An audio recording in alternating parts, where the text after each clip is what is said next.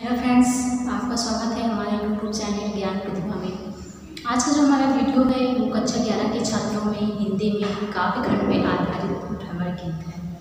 तो जैसा कि आप सभी लोग जानते हैं कि इसके पहले भी वीडियो में बेटा अगर आपने देखा होगा तो हमने भ्रमर गीत के कुछ जो महत्वपूर्ण कुछ पद थे उनके बारे में आपको पढ़ाया और समझाया था। तो उसमें कि कुछ जो अन्य महत्वपूर्ण जो पद रह गए थे आज उनके बारे में आज आपको पढ़ाएंगे। तो देखते हैं कि अगला जो हमारा महत्वपूर्ण पद है वो क्या है। तो कहा गया है, तो सबसे पहले तो आप तो जानते होंगे कि किसी पद को लिखने से पहले उसकी व्याख्या करने से पहले उसका संदर्भ लिखना पड़ता है, फिर प्रसंग लिखना पड़ता है, फिर उसकी व्याख्या करनी होती है। तो सबसे पहले हम संदर्भ जान लेते हैं कि संदर्भ में हम क्या लिखेंगे। तो संदर्भ में आप देख सकते हैं कि प्रस्तुत शीर्षक या प्रस्तुत पद हमारी पाठ्य पुस्तक हिंदी काव्य खंड में आधारित सूरदास जी द्वारा रचित भ्रमर गीत से लिया गया। भ्रमर गीत किसी द्वारा रचित है? सूरदास। तो सूरदास जी द्वारा रचित भ्रमर गीत से लिया गया है। तो ये तो बेटा हमारा संदर्भ हो गया। इसके बाद हमारा इसमें हमारा प्रसंग लिखना होता है। क्या लिखना होता है? प्रसंग लिखना होता है। तो पहले से हम जब तक इस पद को नहीं पढ़ेंगे तब तक हमको पता नहीं चलेगा इसका प्रसंग क्यों होगा, क्योंकि ये जो शीर्षक होता है शीर्षक में किस बात का वर्णन किया गया उसका जो है वो प्रसंग लिखना होता है। तो आइए देखते हैं क्या कहा गया है। कहा गया है, लड़कई को प्रेम कहो अलिक कैसे छूटत, कहा कहो ब्रजनाथ चरित अंतर्गति लूटत। वह चितवन वह लाल मनोहर वह मुस्कान मंद धुनि गावन, नटवर भेष नंद नंदन को वह विनोद वह बनते आमन। चरण कमल की सौ करती हो यह संदेश मोहि विष सम लागत, सूरदास पर मोहि न विसरत मोहन मूरत सोवत जागत।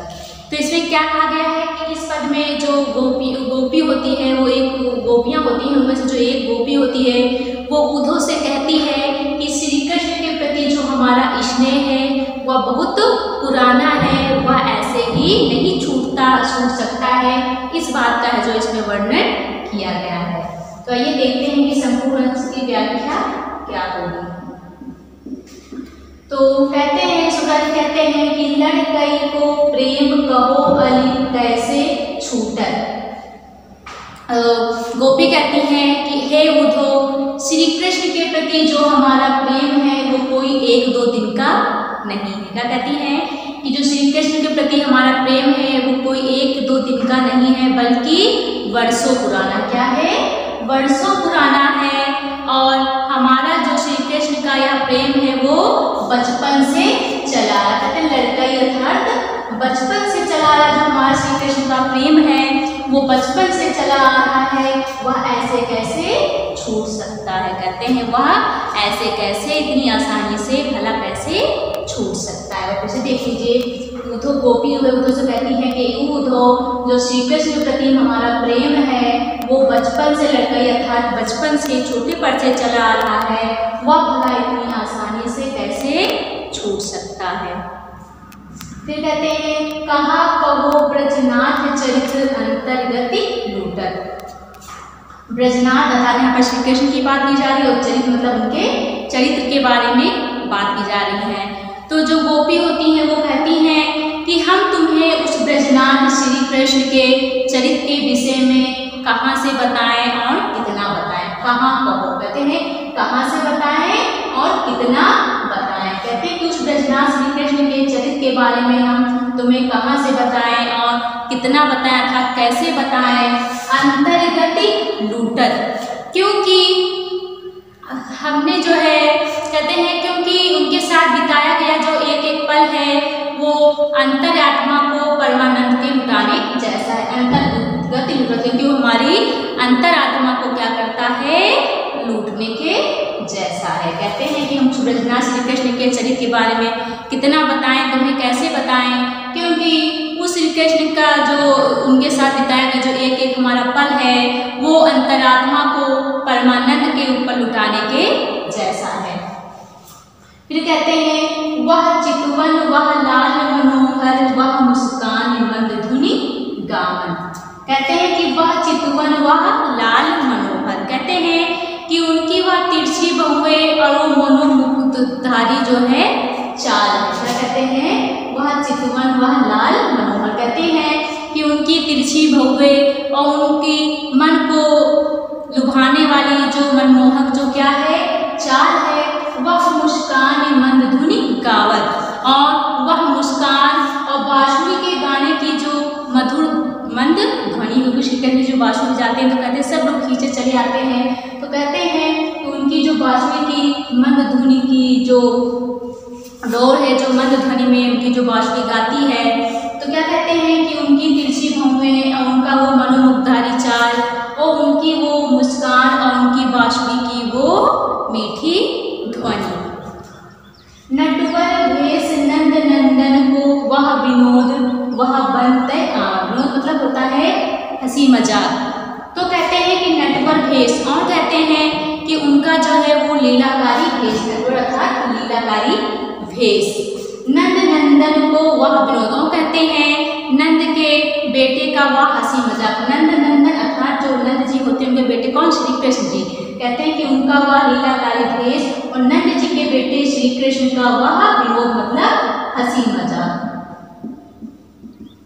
वह बनते आमन, कहते हैं कि उनका वो हंसी मजाक और वह बनते आमन, वन मतलब यहाँ पर वन से, आमन मतलब होता है लौटना, और कहते हैं उनका वन से लौटने की छठा आदि जो है परमानंद की क्या है हमें प्राप्ति कराते हैं। कहते हैं कि उनका वह लीलाकारी भेष श्री कृष्ण जी का वह हंसी मजाक और उनका वन से उनके लौटने की जो निराली छठा थी, वह सब जो है हमें परमानंद की क्या कराते हैं प्राप्ति कराते हैं। चरण कमल की सौ करते हो यह संदेश मोहि विष सम लागत, और वो कहते हैं कि मैं उन श्री कृष्ण के चरण कमल की सौगंध खाकर कहती हूँ, क्योंकि सौ मतलब सौगंध या कसम।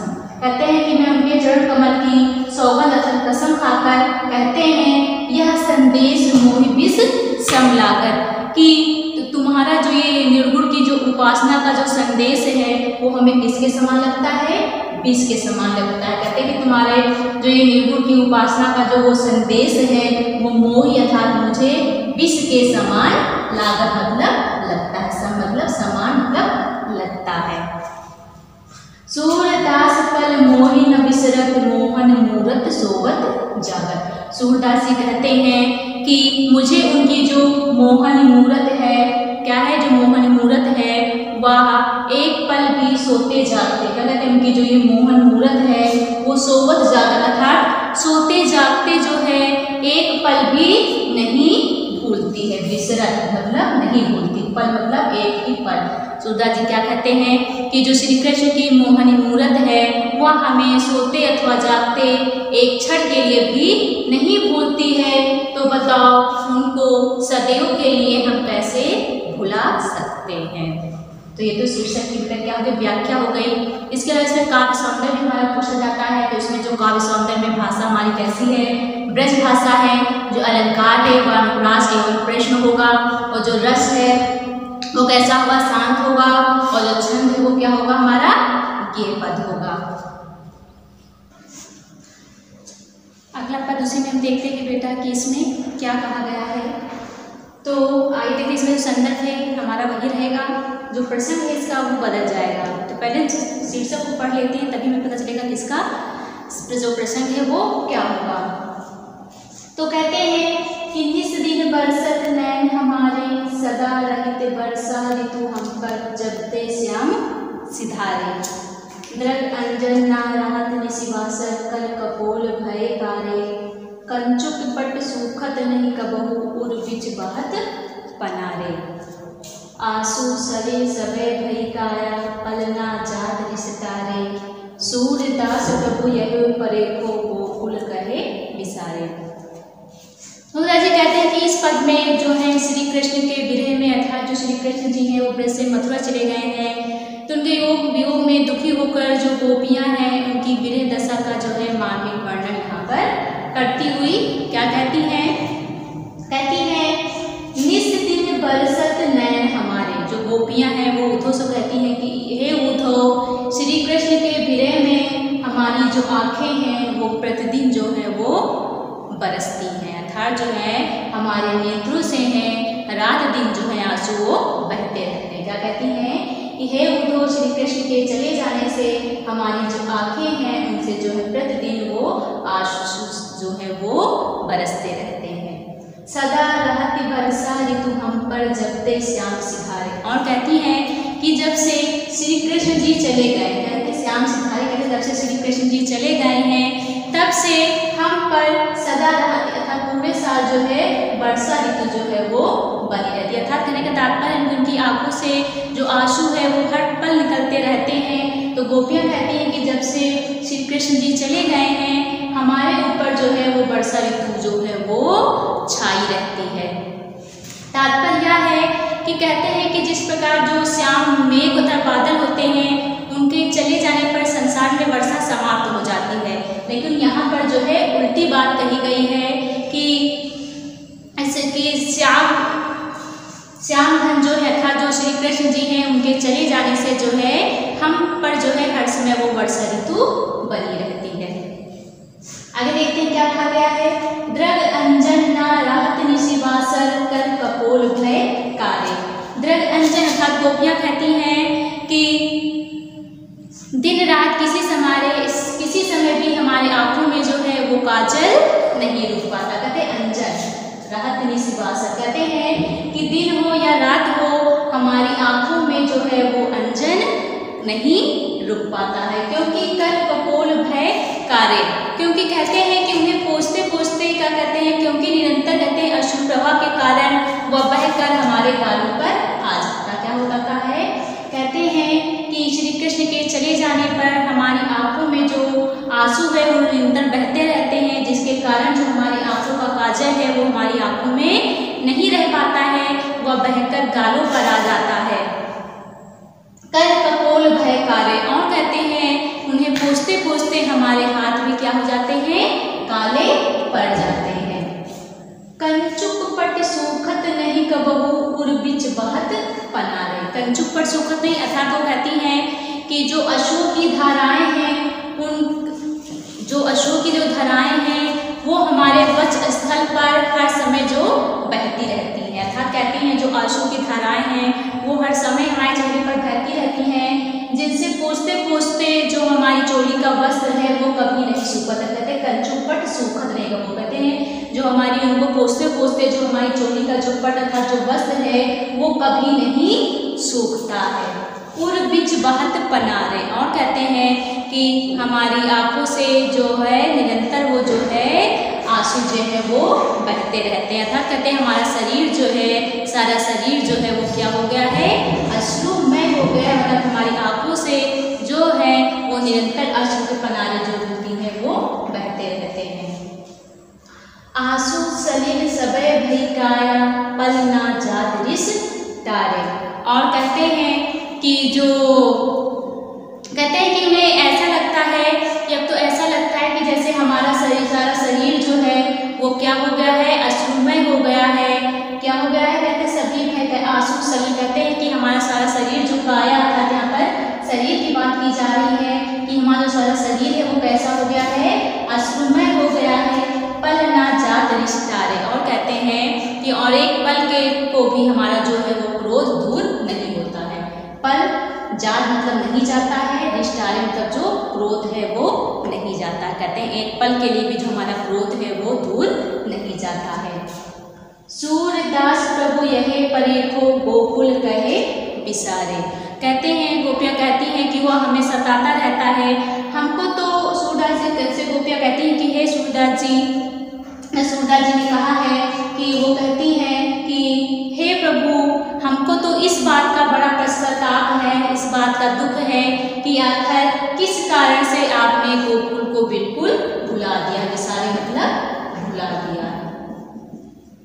कहते हैं कि हमें तो इस बात का दुख अर्थात पश्चाताप है कि आपने किस कारण से है वो गोकुल को भुला दिया है।